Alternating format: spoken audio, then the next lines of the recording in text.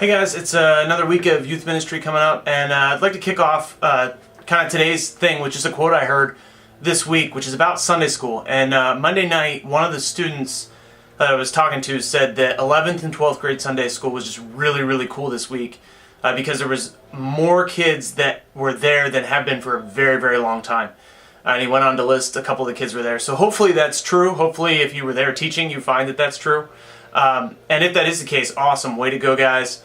One of our big goals this year is to continue getting more kids engaged in Sunday school because we believe it's a really key part in their faith journey. And so if we are getting more kids there, that is a huge, huge win.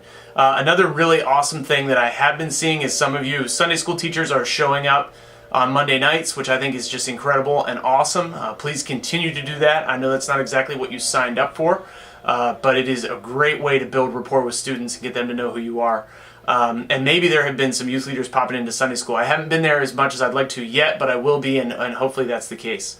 Youth leaders, we have a youth leader meeting this Monday at 6. Please make sure you come to that, and if you can't, please make sure you let me know. We will have 4 students there with us. This time it's going to be Ella, Herman, Gavin Reed, Kiara Hinkle, and Mike Lane. These are students that I think are doing a great job investing in youth group. They're making a point to be there. They are actively improving the youth group, and so I want them to be part of the conversation on Monday night. Again, we're going to try to have a couple of kids that are coming all the time, and then a couple voluntary spots. So I'm still working on that, kind of figuring out that system, but I think it's going to be a great meeting. The 2 main points, number 1 is going to be the barn party. Try to get some feedback and ideas on activities for the barn party and kind of schedule-wise. Another big point is going to be fall retreat and just talking through a schedule and activities and things that we'd like to do. We have 2 meetings before the fall retreat, so this one will cover kind of the broad overview, and then in November's leader meeting we'll talk a lot about exactly how everything's going to work. Another thing to point out, the barn party is going to get moved to October 29th, which is a Sunday night. It did conflict with E-Town's homecoming, which I don't know how I screwed that up, but I did, so I'm sorry.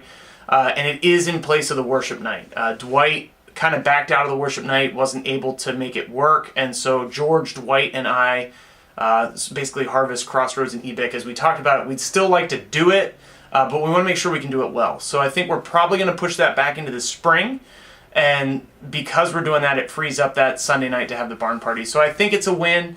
I try really hard to communicate well. It's not my strength, so I have to work pretty hard at it.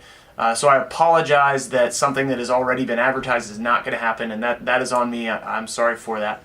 The next thing I want to talk about, as far as Sunday school goes, I'm looking for a little bit more feedback from Sunday school teachers. Are we actually seeing more students engaged in Sunday school on a Sunday morning? How could we improve that? Another question is the curriculum actually helping you guys? Like, is it decent curriculum? Do you find that it's working? Should I be looking at other things? And finally, what can we be doing more to continue improving Sunday school? We really want that to be a strong point of our students' discipleship. So if you have feedback, please let me know.